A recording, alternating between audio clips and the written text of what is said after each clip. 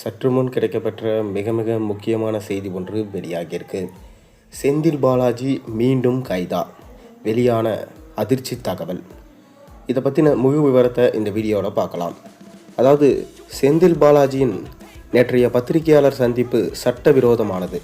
அவரின் கட்டுக்கடங்காத மக்கள் விரோத செயல்பாடுகளால், கட்டுப்பாடற்ற ஊழல், பணபல, தீய அரசியலால் நீதியை குழி தோண்டி புதைக்க முடியாது என்பதை திராவிட மாடல் அரசின் தமிழக முதல்வர் மு.க.ஸ்டாலின் உணர வேண்டும் என பாஜக கூறியிருக்கு.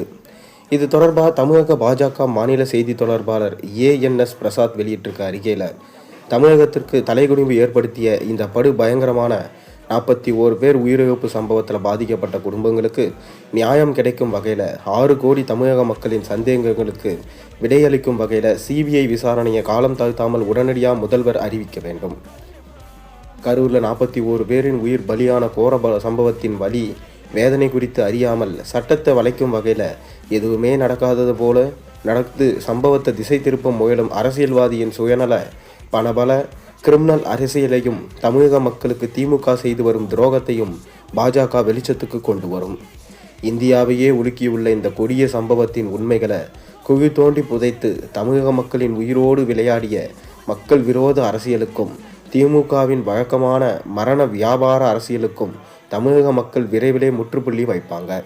கரூர் உயிரிழப்பின் பின்னணியில் எவ்வளவு பெரிய அரசியல் சக்தி இருந்தாலும் பாஜக சமரசம் இல்லாமல் உண்மைகளை வெளிக்கொணர்ந்து அவர்களை சட்டப்படி தண்டிக்கும். கரூர் சம்பவத்தில் உயிரிழந்த குடும்பங்களுக்கு நீதி கிடைக்கும் வரை பாஜக போராடும்.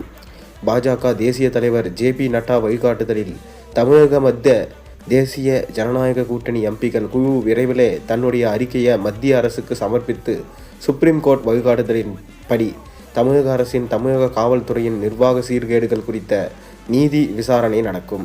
மேலும் 41 பேர் உயிரிழப்பு சம்பவத்தில் அரசியல் சதி உள்ளது, உள்ளூர் அரசியல்வாதிகள் ஈடுபட்டிருக்காங்க என்பது குறித்து தமிழக வெற்றி கழகத்தின் குற்றச்சாட்டின் பின்னணி குறித்தும் உண்மைகள் வெளிக்கொணரவும், தவறுக்கு காரணமானவர்கள் தண்டிக்கப்படவும் சிபிஐ விசாரணை அமையும் வரை பாஜக போராடும்.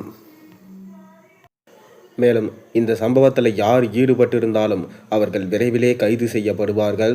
அவர்களது ஆட்சி கலைக்கப்படும் வரை பாஜக கண்டிப்பாக தமிழ்நாட்டுக்காக முன்னிற்போம் என தொடர்ந்து வலியுறுத்திட்டு வராங்க. நீங்கள் இந்த சம்பவத்தை எப்படி பார்க்குறீங்கன்றதை மறக்காமல் கீழே கமெண்ட்டில் பதிவிடுங்க.